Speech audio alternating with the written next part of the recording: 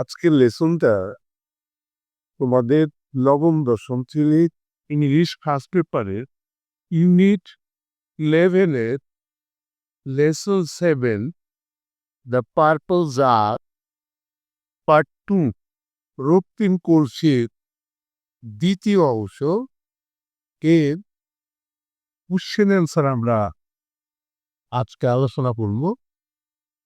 তুমি যাই তাহলে কোশ্চেন অ্যান্সারে কোশ্চেন্স অ্যান্ড অ্যান্সার্স। প্রথম প্রশ্নটা কি বলা হইল? What did Rosamund see at the chemist shop? ঔষধের দোকানে রোজামন্ড কি দেখেছিল? অ্যান্সারটা, while passing by a chemist shop, ঔষধের দোকানের পাশ দিয়ে যাওয়ার সময় রোজামন্ড দেখলো জার্স অফ ডিফারেন্ট কালার্স, বিভিন্ন ধরনের পাত্র দেখলো, blue, red, green, yellow and purple, নীল, সবুজ, হলুদ, লাল এবং রক্তিম বর্ণের। এরপরে দেখো দ্বিতীয় প্রশ্নটা কি বললো? What made Rosamund Cry suddenly? কি রোজামন্ডকে হঠাৎ কাঁদিয়েছিল?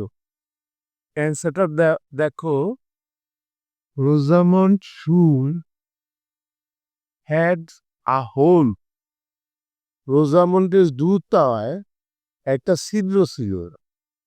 And I stone got into the shoe, এবং জুতার মধ্যে একটা পাথর ঢুকে গিয়েছিল।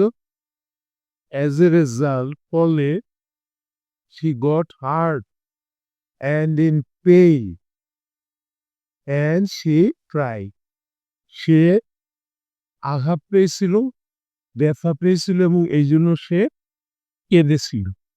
এর পরের প্রশ্নটা দেখি আমরা। 3 নম্বর প্রশ্ন কি বললো? What things did Rosamund finally demand from her mother? পরিশেষে রোজামন্ড তার মায়ের কাছ থেকে কি দাবি করছিল? অ্যান্সারটা এমন হওয়া উচিত, রোজামন্ড ফাইনালি ডিমান্ডেড 2 থিংস। পরিশেষে রোজামন্ড তার মায়ের কাছ থেকে দুটো জিনিস চেয়েছিল, from her mother. One was a pair of shoes, একটা হলো একজোড়া জুতা, and the other was purple jar, অপরটি ছিল রক্তিম কলসি। এবার আমরা দেখি সর্বশেষ প্রশ্ন, 4 নম্বর প্রশ্নটা। Why did Rosamond's mother want her to buy only one item? কেন রোজামন্ডের মা রোজামন্ডকে মাত্র একটা জিনিস নিতে বলিল?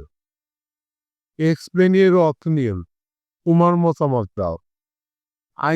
আমি মনে করি Rosamond's mother wanted her to buy only one item. রোজামন্ডের মা রোজামন্ডকে একটা জিনিস কেনাতে চেয়েছিল, কারণ her mother was very economical, তার মা খুব মিতব্যয়ী ছিলেন। She wanted to instil frugality in her daughter's lifestyle, কে তার মেয়ের জীবনযাত্রায় মিতব্যয়িতা সঞ্চারিত করতে চেয়েছিলেন।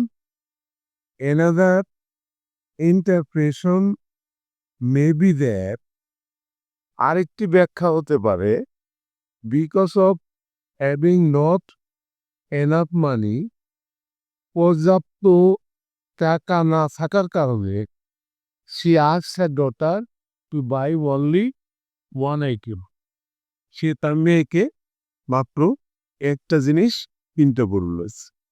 এই 4টা প্রশ্ন এবং তার সম্ভাব্য উত্তর আমরা দেখালাম। ইচ্ছা করলে তুমি তোমার নিজের মতো করে উত্তরটা লিখতে পারো। এই সাথে কিন্তু আমাদের আজকে লেসনটা শেষ হয়ে গেল।